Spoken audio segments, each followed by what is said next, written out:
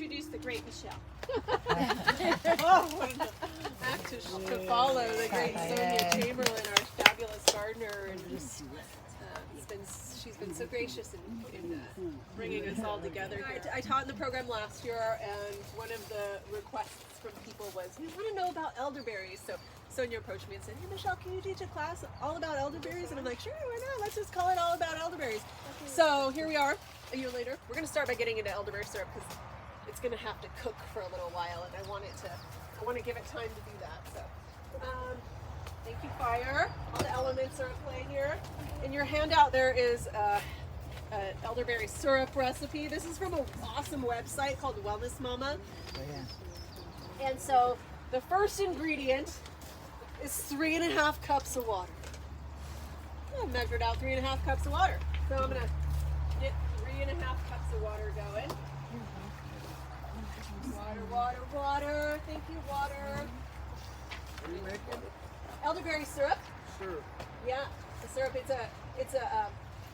helps. It's an antiviral, so it's great to take to keep the immune system strong. And then if you do get sick, you can take it to help reduce the symptoms. And then we're going to do 2/3 a cup of dried elderberries. And I want to also, in the lines of gratitude, I want to give gratitude to Terry, because I was in my office one day and this big crate of elderberries comes in, and it was really awesome. Pour into a medium saucepan the water, add the elderberries. So we're going to do 2/3 a cup of dried elderberries, or 1 1/3 fresh or frozen. You can get elderberries at mountainroseherbs.com. I didn't write it in any of your handouts, but mountainroseherbs.com. I talk about them every time I teach a class, because they just have high quality herbs and lots of availability. Terry gave me a box of fresh elderberries, so my freezer, unbeknownst to my husband, is full of elderberries, which is awesome. And then she also took a paper bag and took some of this is what the elderberries look like. They're kind of I froze these so the stems are a little, but that's kind of what they look like, these little bundles. So when I separate them out fresh, I kind of just brush them off like this, or you can put them in the freezer and then shake them off. And what Terry did is she took a bag and took them when they were dried on the stalk and put them in and shook them out. So this actually has some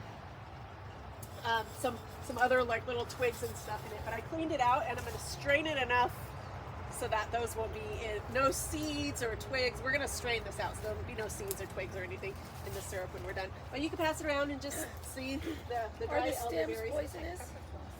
Good question. Yeah, so all parts of the plant are poisonous. They have like a cyanide in them. You have to cook the berries in order to eat them. You can boil them, you can infuse them into alcohol or honey, and that will break down the part of the cyanide that is like the poisonous part. So yeah, so the only thing you can ingest on the plant is the berry and the flower. And I'll get into more of that. But the birds can eat them. The birds can eat them, yeah. Yeah, the birds can eat them. Like they can stand on an electrical wire too. Yeah, they love them. They can eat cyanide And there's a really great like little saying. It's black and blue is true and red is dead, because there's a lot of different varieties of the elderberry, and the black and blue berries are the ones that you can cook and ingest. The red ones you can't. But again, birds, squirrels, possums, all kinds of animals can eat them. So yeah, so don't eat them. Don't eat them, because they have to be cooked. Don't eat them, they have to be cooked. Oh my goodness. You have to eat a lot of them. So what happens if you eat them is that you get nauseous and then diarrhea. And actually, I've tasted them off the tree, and they're horrible. There's Yeah. no sweetness. Yeah, There's they're not super like bitter. when you pick a plum or And then something. they have like this crunchy seed in them. Yeah. I've tasted one or two. So- But you have to eat like enough to get enough cyanide to. So. Do the red ones grow on the same plant as the Nope, blue and red ones red ones don't typically grow around here. Around here we have Sambucus nigra and Canadensis and Mexicanus. And so the one that's Niagara is our native one, and then Canadensis is more like on the east and in Canada. But a couple birds have brought some seeds down, so it has migrated, and you will find the Canadensis here occasionally. But and then we're gonna add a stick of cinnamon, because cinnamon is a very warming herb, and it's really a helpful herb for like colds and flus, and just kind of accelerates its warming, so it moves the this herb. I'm going to add some cloves as well. Cloves also are a popular herb for antivirals. They're in a formula called the Thieves.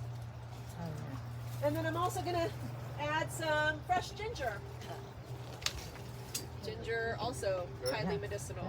I did make some. I made us some samples that you all will get to take home. Some little elder syrup, and then some veggie gummies, and some gummies made with animal gelatin. But those just have honey and elderberry and water in them. They don't, and either the gelatin or the agar-agar. Those don't have the added spices. So I'm just going to add some spices here so we can kind of spice it up, right? How are you cutting up the ginger? Are you grinding This is it? the recipe that I handed out. That's why I'm adding the spices today. We have some ginger. I love ginger. I just love ginger tea. If I'm ever feeling low immune, I'll have ginger tea, and I'll throw in a couple elderberries into the tea also, and sometimes I'll put in a little cayenne and some honey. So it's starting to boil now, and let's see, it says bring to boil, then uncover and simmer for 30 to 45 minutes until the liquid has reduced to half. So it's starting to boil, so I'm going to turn it down to a simmer. And then the way that I like to know if I've cooked it down by half, if enough steam is evaporated off and the medicine is condensed, is that I will put a tool in, and then I'll mark the tool where I just get a little mark so I can see that. My little bamboo thing here. I know this. I'm sure there's more efficient ways to do that, but that's how I do it. So I mark it, and then I'll come back and I'll look, and I'll dip it again to the bottom of the pan and see that I've gotten half of it. And this is evaporating pretty quickly, so we're going to get there in this class. We're going to make this in this class, I promise. Sometimes my classes go over a little bit. Today I prepared all the goodies first, so you'll all get what you need. So we brought it to boil, uncovered, reduced, simmer for 30 to 45 minutes. Want to set an alarm for me for 30 minutes? Yes. Pam, thank you so much. Okay. The liquid will reduce by almost half, and then we'll remove it from the heat, cool it, mash the berries, and pour it through a strainer. And then when the liquid isn't hot anymore, we'll add the cup of honey and stir it well. And that'll be the elderberry mixture. And that's it. It's simple. I've got a question. Once you dry elderberries, what's the shelf life? That's a good question. If they're kept in a cool, dark place, I mean, I've made really potent elderberry syrups with elderberries that were 2 years old. They're kind of like a harder berry, so if they're properly stored in an airtight, dark, cool space, I would say 2 to 3 years. I did have an herbal product line for many years, and did this like in the more like cottage industry, and that's a really cool. Another cool thing about this is that, you know, elderberry. One of the cool gifts of elderberry is that you can have a finished product, so you can have gifts and product to share and sell. And so the thing I love about elder, I'm Scotch, Irish, German, and Mexican, and elder is in all of those countries. So, and then I'm third generation in California. My grandfather being from northern Mexico, so that's debatable. But you know, living on this land and knowing the plants that we live with here, it's really there's this like ancestral memory that I have with the plant, which is really cool. And I think that elder was just like a plant that across many nations traditionally was just part of, it was woven into the fabric of the culture. It was part of the lore, it was part of the medicine, it was part of the food. Not only for humans, but for birds and squirrels and possums and all of those little critters, raccoons, the birds love it. And it also provides them shelter. So one of my herb teachers is Donna DeTerra. Does anyone here know her? She's in Willits. You know her? Yeah. Donna DeTerra, a couple people. Has anyone either of you taken her class ever? No. Okay. So I had the joy, the pure joy of living and teaching and being the principal at this herbal studies school in Willits, and I lived there for 4 years and managed the gardens and taught a bunch of classes. And this is her handwriting. She handwrote this and has given me permission to use it. But this is her monograph. If you're interested in herbs, I suggest you take a piece of paper and just write the herb that you're interested on top, and then just like, these are really great ways to. This is a great way to show you how you can start to like learn about herbs, is to just keep a running log of each of the herbs. I have a big binder. It's about this big. It's like one of those big binders, and it has hundreds of different herb monographs, like pages like this that have all my notes on different herbs. So getting back to some of the pieces about elder that about the ancestral pieces is it has amazing uses. It's been used as a fire stick. So the thing about elder is that the center of it is pithy, so you can clear the center out and it makes a tube. And so it's used often, I know in our local Pomo culture, it's used in the flutes. And then one of my dear friend, Junior Macias, made this for me. This is a song stick. This is a Pomo clapper. So you'll see them singing and clapping. This is Pomo. This is a Pomo clapper. And there are many songs that go with it. So you can see that it's hollow. And then there's a slice down the center, and then there's a little sound chamber here. And so this is the Pomo song stick. And then he was camping and had a fire and had another stick in there that got all like a little ember ember on the end of it, or he got the red glowing on the end of it, and he put the pattern into it and gifted it to me. So it's really, this is a special thing. This is one of our local indigenous crafts here and musical instruments. So I mean, this plant really gives us just so much, and we have the opportunity to give this plant so much too by doing this, by making medicine, by sharing the wisdom, by learning the lessons from this plant.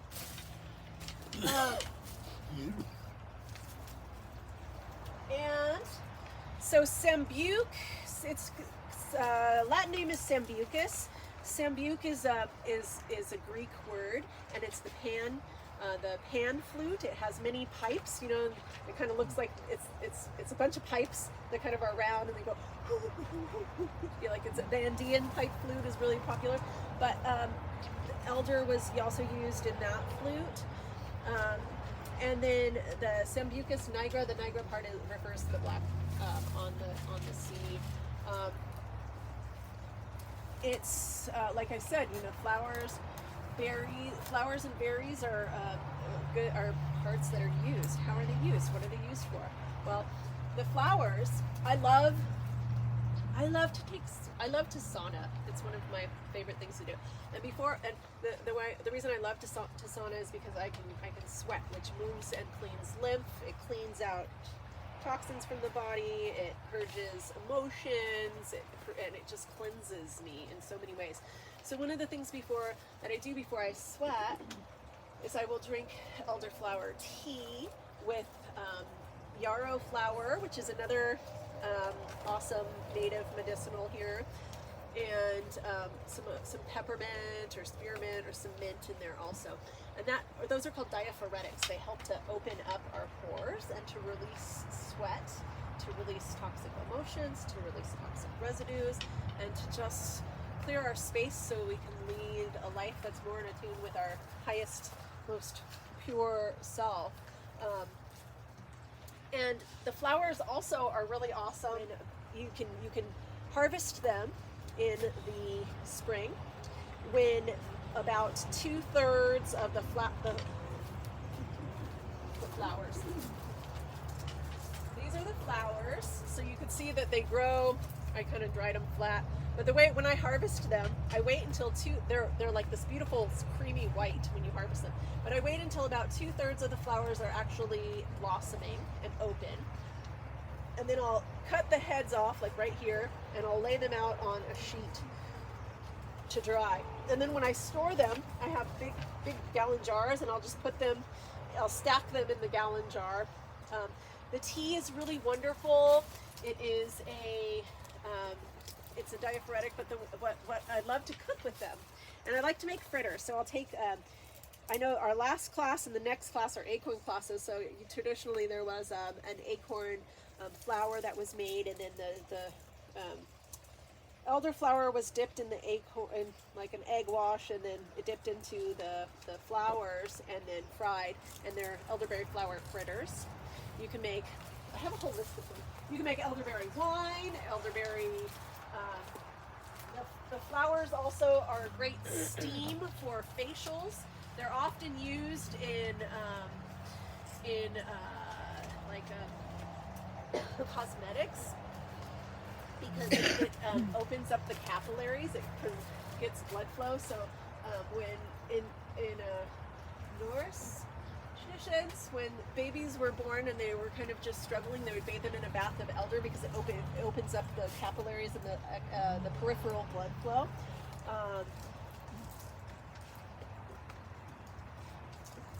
The flowers are awesome.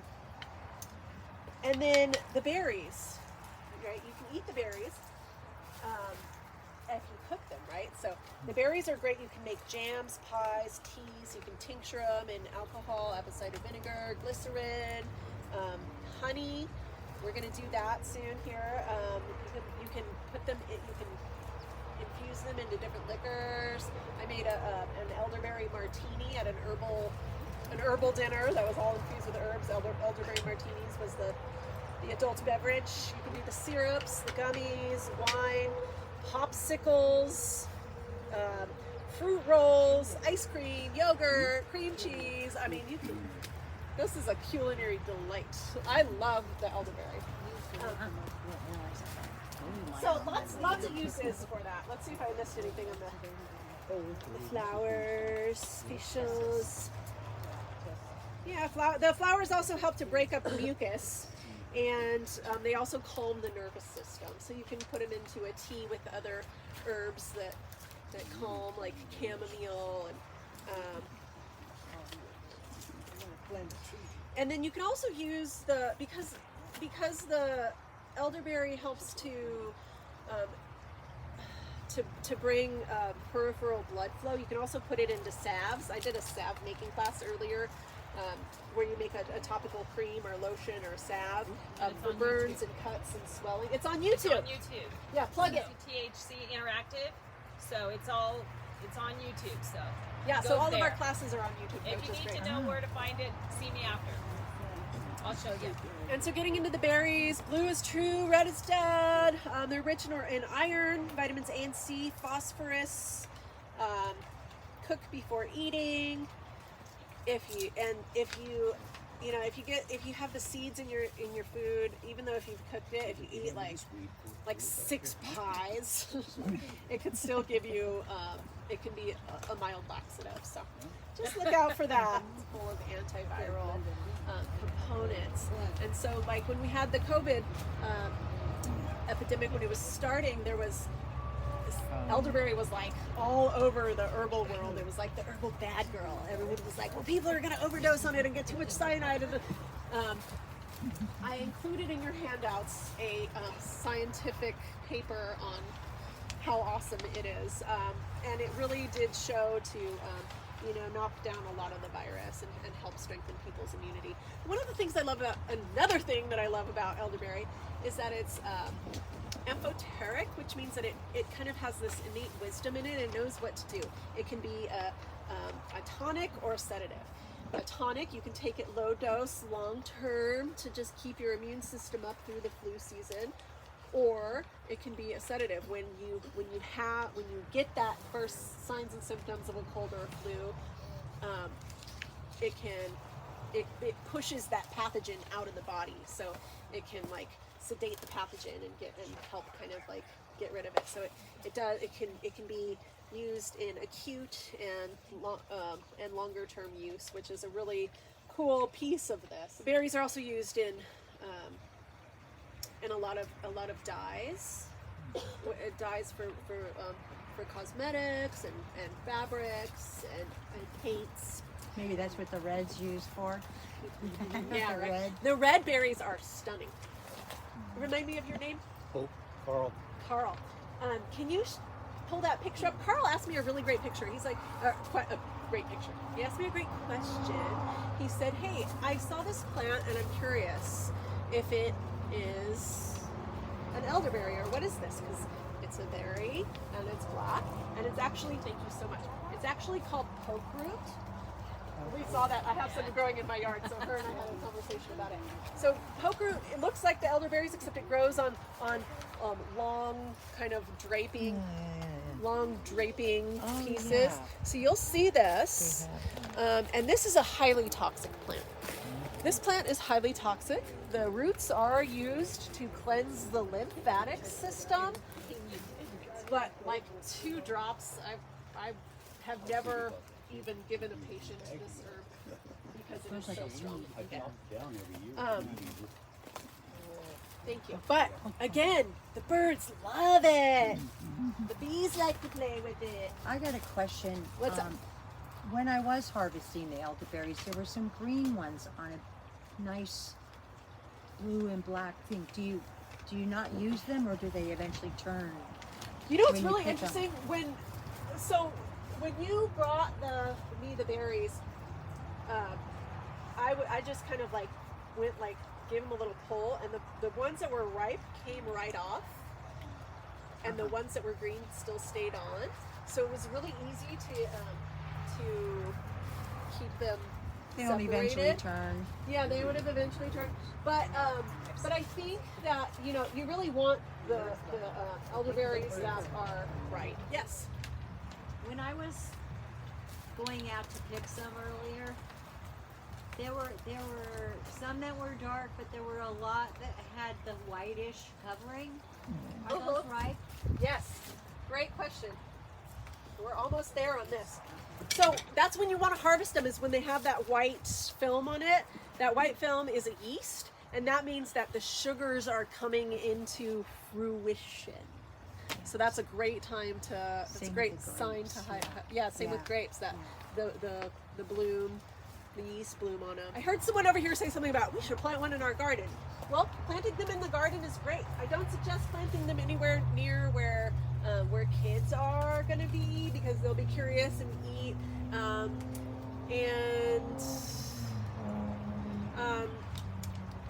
I really think they make really great like backdrop plants, because they get kind of big and bushy. They're really cool. They can be a tree, they can be a bush, a shrub. I've had them both wild and cultivated, and when they're cultivated in the last frost or early spring, before they start having growth, you can prune them back for more fruit and more flowers. Awesome. And they just have this beautiful burst of flowers in the spring, and then but interesting, they're not really like a bee pollinated flower so much. I'll get to you in a moment. They're more of like the insects pollinate them, because they're just such small flowers and they don't really have a lot of pollen. So that's kind of how it works. And yes, what was your question? So when elderberries appeared in my yard, okay, they grew like 20 feet tall, and then they went brown before everything else did. And I don't know if they've died or not, but I've heard that if you prune them back in the spring or the fall, you can grow them from cuttings. Yeah, a couple things with the cultivation on that point is that, so the first time I met Elder, I was 16 and I was in the mountains of San Diego. And I was walking, and I came up over this hill on Vulcan Mountain, and I saw this big bush with the white flowers, and it was like in the middle of this field, this like grassy, dry field, and there was just this huge bush. And I looked over at my friend, who was also one of my teachers, and he was like, "Oh, that's elder." And the elder tells us where water is. That's one of the other, in the language of nature, she tells us that there's water here. So that was actually located at a spring. Sometimes the elders, if they have any supplemental water, or if there's water nearby, it'll send out a runner to it. But if it doesn't get that deep rooted water, sometimes they won't thrive like that. But cultivating them, keeping them cut, will definitely keep them shorter so you can harvest. There's even dwarf varieties if you were really wanting to kind of keep it compact and not do as much of the pruning and the maintenance on it. Did that answer your question? Yeah, this is just wild elderberry that came of its own, just like I have a peppermint plant that did the same thing. Yeah. Birds love it, so they spread it. What's that? Is it safe for dogs? No, dogs don't eat it.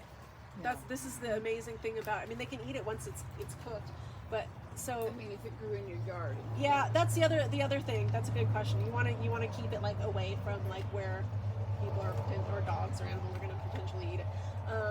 So the elderberry has an anti. Oh, what's the name of it? Oh, well, there's a chemical component in the elderberry that makes it not palatable for mammals, and so they don't eat it. In a rare case, there might be a dog that eats it, but you don't want that to be the rare case in your life. So keep it like far away. But I've had my dogs around elder for like 20 years. And when you prune the tree, I prune mine down almost completely. All that big long stuff, all comes down. Okay, because when the suckers start coming up, that's when you can take them and you can re-root them. Okay, you can re-root them in spring for your own plant.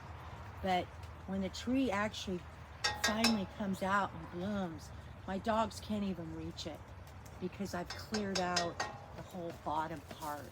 Because they like to grow on the bottom and it gets like into like a huge mess.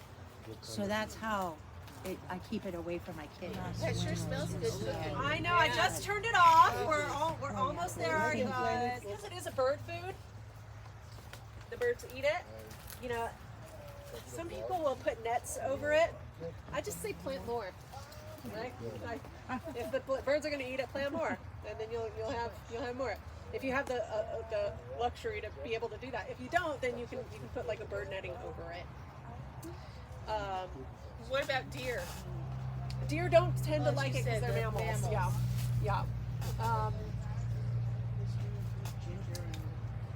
Wild hogs. Wild hogs. Well, they seem to get everything. I mean, once it gets bigger, they don't root it so much. But I have seen on Catalina Island, I saw some wild hogs that rooted up some young elder, just the shoots of it, but left the bigger ones. Question. Yeah, what's up? So when you gather them, once you gather them, then what's the process to like dry them? And that type of thing? Great. All right. That's a good question. Thank you. So when you gather the elderberries, you can freeze them. And the way that I freeze them is I will put them into a gallon bag, a gallon Ziploc bag, and lie them flat. So I'll kind of make a bunch of flat. I literally have like a stack like this big in my freezer of gallon bags that are like, that's a great way frozen. If you dry them, because they are so juicy, I really prefer a dehydrator.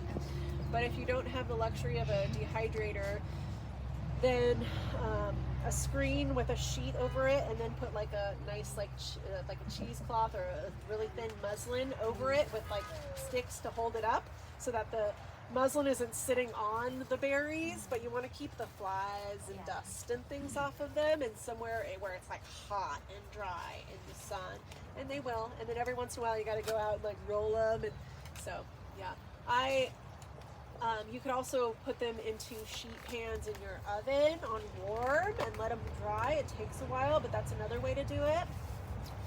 Do you wash them first? I do. there's a couple ways to garble. Garble is when you take the herb off of its stem.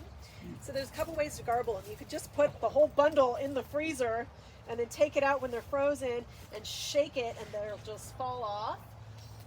You can, the way that when Terry brought me the big crate of them, what I did is I have a big farmhouse sink. I just filled it with water and put them all in there. And then I brought this out and then I just kind of brushed them like this. And see how they come out. Well, when they were fresh, these were frozen, so I just got these out of my freezer this morning. So that's kind of the way that's a great way to like separate them and clean them.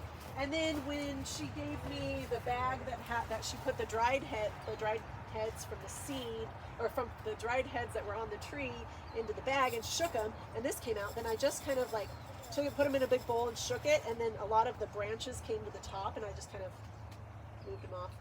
The ripe fruit, the like clusters, are called drupes, which D-R-U-P-E, which I think is a funny name. Flowering in May and June, fruiting in August. Also, back to the ecology of them, a good place to put an elderberry is in an orchard, is in like the far damp corner, like where you have the water spigots or something, because they really like the water. So, okay, so this is done. I'm gonna just rinse my hands real quick, and then I'm gonna finish making this, or like one more step of this elderberry syrup, and then I'm gonna tell you all about the tools of the trade, and I'll pass out some samples, and then I'll send you home with some. Sound good? Yeah. All right. So, ball jars, love them. Funnels, love them. Stainless steel little ones, big ones.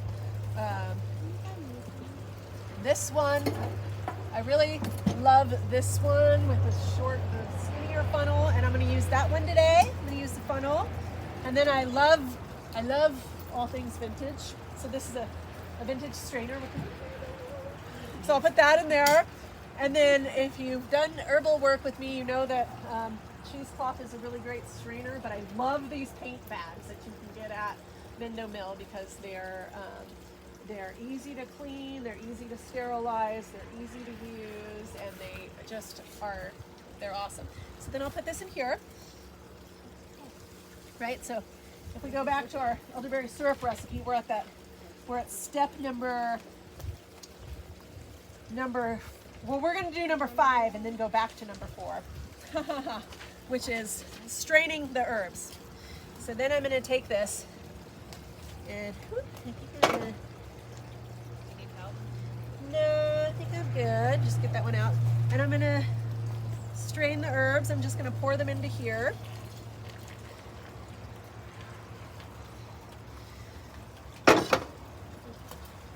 Wait a minute.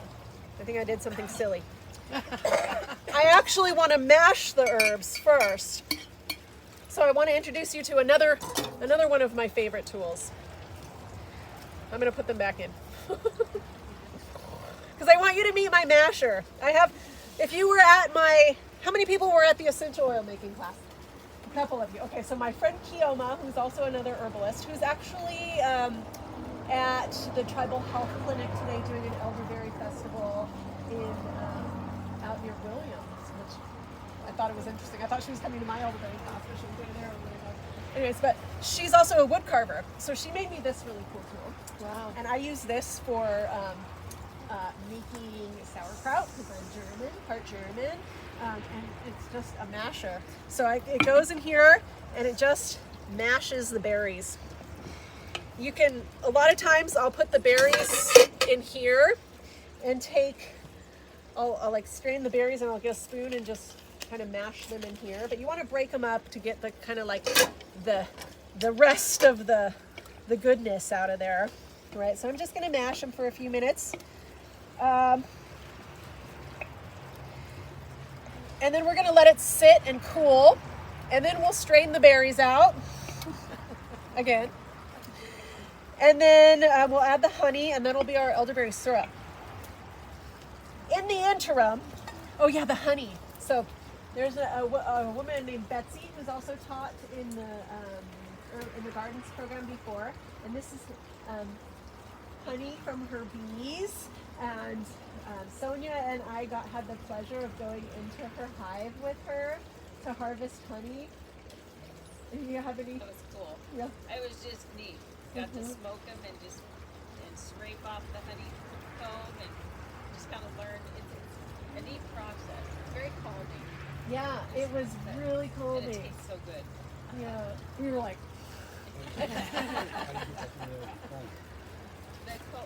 She keeps certain ones she keeps for the bees, and then certain ones she can harvest, and then she just takes this scraper, kind of looks like a paint scraper almost, and she just scrapes along and puts it in a container. So it's just more like a paint scraper, and then she puts it right back in. gratitude for the bees. So many bees. In here, I added a couple other really cool recipes that are in here that I really like and use a lot. The elderberry syrup recipe. Then after the elderberry syrup recipe is the elderberry gummies recipe. I have 2 samples of the gummies here. I'm going to pass them around. These are the vegetarian gummies. So these use agar-agar, which is a seaweed. So I'm going to invite all of you to get 1 gummy and taste it and try it. Just pass that around and have a gummy. You're all going to be like super immune boosted when you get out of here. Immune boosting clinic. And the agar-agar is a seaweed. There's a couple other ones. I have to be honest. This is the first time I've ever worked with agar-agar because I love organic beef cow gelatin because it's good for hair and nails and joints and all that stuff. But this is the agar-agar powder. See? And that's what's in these gummies? That's what's in these gummies. What is agar? It's a seaweed. Yeah, it's a seaweed, so it gets really mucilaginous and it acts like a binder and a thickener. Donna is here. She also donated some of her elderberry medicine is in here also. She's also a wonderful basket weaver and maker of elderberry syrup and inspiration in my life. So thank you for sharing and welcome. Glad you're here.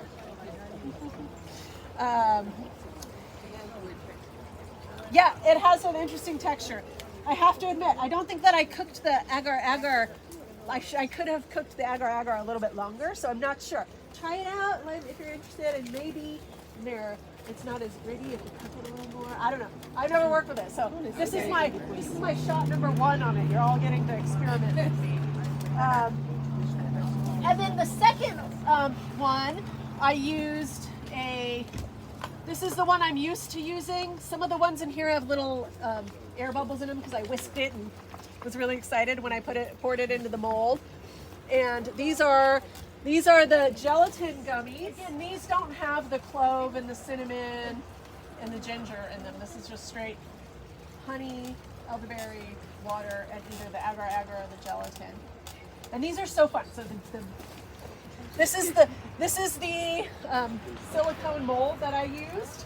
I'll pass this around as well. It's nice because you can get it like an exact dosage.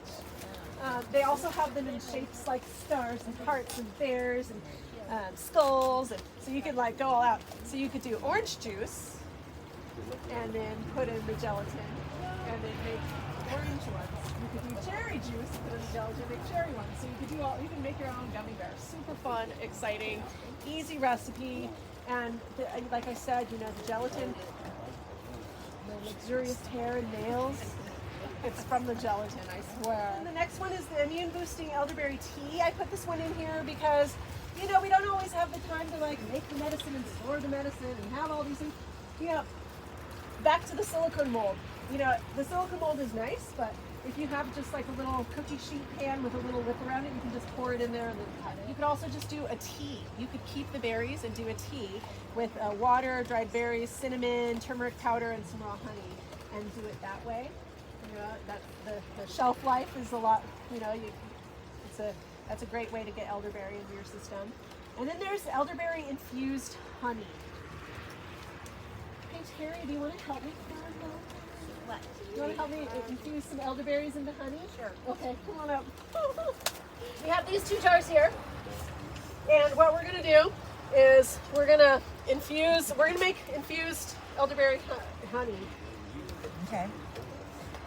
And you're going to take it home with you. If you want. I'm gonna be the guinea So, pig, huh? you're going to put little cinnamon sticks in there. Right? So we're going to put some cinnamon sticks. And then and then we'll top it off with these elderberry, or maybe 2/3 full of those elderberries. Wow, what'd you do? Here.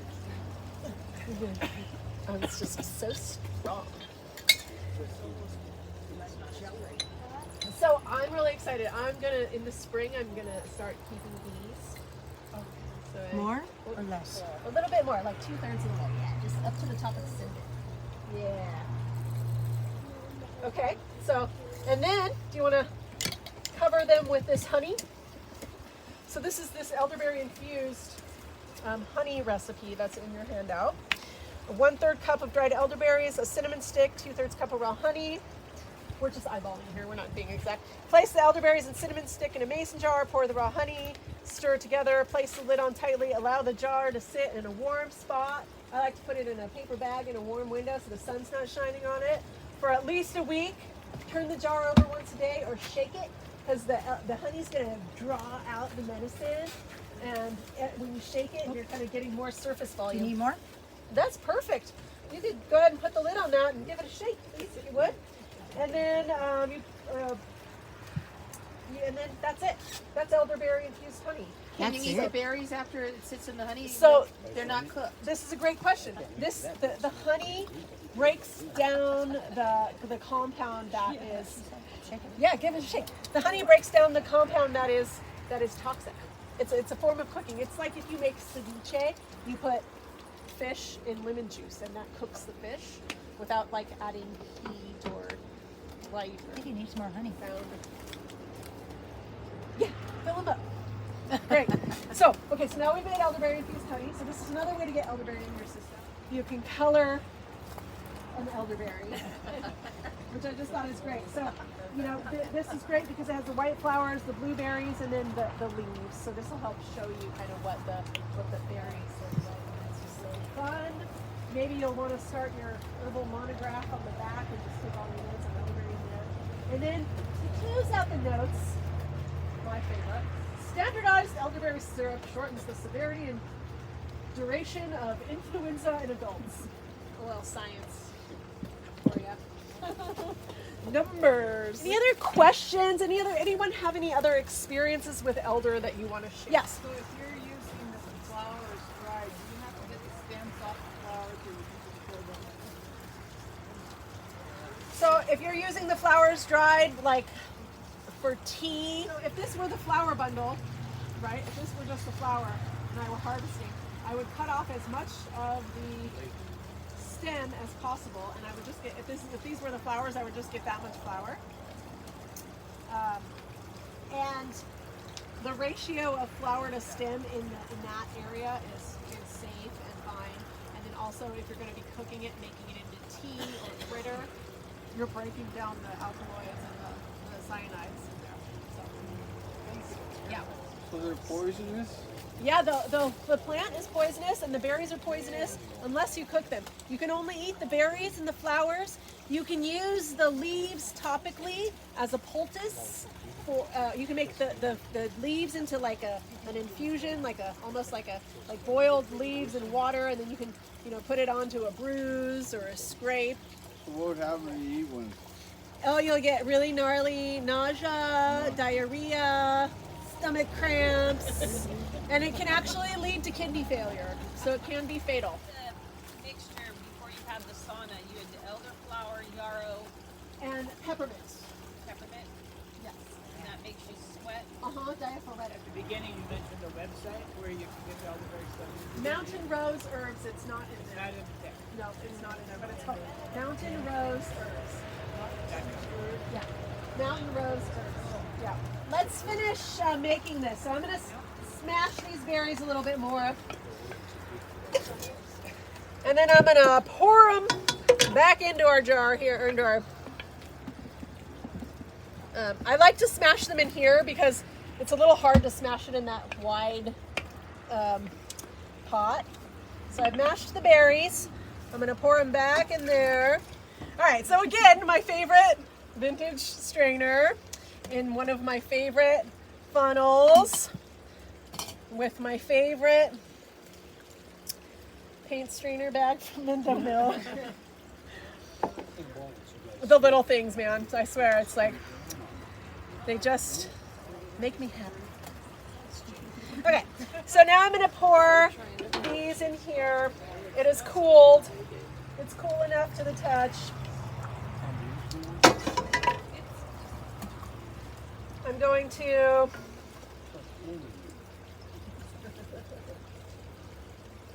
strain these out by wrapping them around my spoon,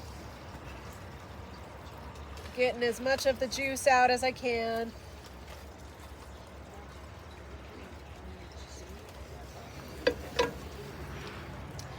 So now we have essentially like an elderberry tea. And then the next stage in the elderberry syrup recipe, we're going to be number 6. When the liquid is no longer hot, add the cup of honey and stir well. So the liquid is no longer hot. It's warm enough to dissolve the honey. I'm going to pour the cup of honey in. I'm going to pass these around. Y'all can have another one if you want. We'll start with the 3 of the gummies a day would be ideal. And those are the agar-agar ones. Those are the gelatin ones.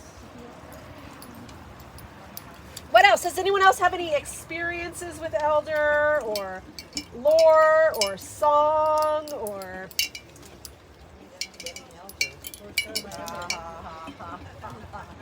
Yeah, so elder, that brings up a good point. That kind of goes to the lore of it. You know, why elder? Well, eld is the name of the fire stick where they would empty out the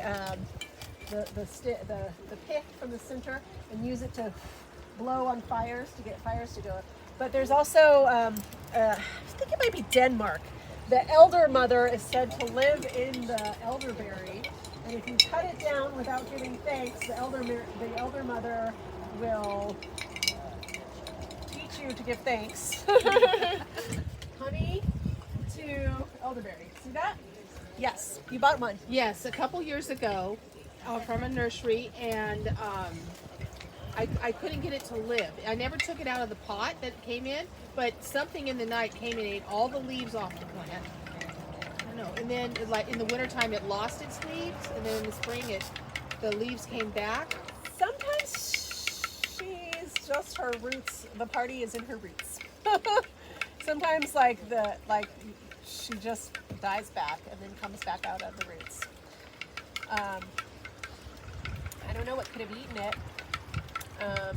They ate all the leaves off of it. That'd be a deer. Maybe a deer. Maybe a deer. Those big tomato worms, those big green. Oh yeah, they'll. That's true. They will eat out a pepper plant overnight. But here's the thing with elder is that you can actually make anti-aphid sprays with the elder, and it's really it's not a plant that has a lot of pests. So there we have it. That's our elderberry syrup. Yum, that was easy. Water outside of your yard. What up? Pardon? Water outside of your yard. Right? How long can you store it for? Great question. I love your questions. Thank you.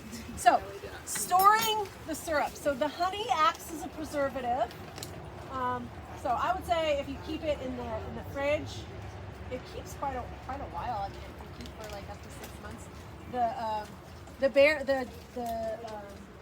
These don't keep quite as long.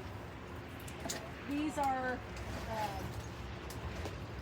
these I would say they don't keep in my house because I nibble them. But the gummies probably you'd want to keep more like no more than a couple weeks. Try to keep them fresh. I mean, like a jar of gummies, of course, $20. So this is pretty awesome. It's really a great way to get herbs. children love it. That's all, folks. Question about the elderberry, when you order them online, are they ready just to cook? They're all ready for you? Or are they sending you? They will a come in a bag that's sealed, and it looks just like this. Okay, good. As a thank you gift for coming today, I'd invite you all to take one elder syrup and either a vegetarian or gelatin gummy, so one of each for each of you.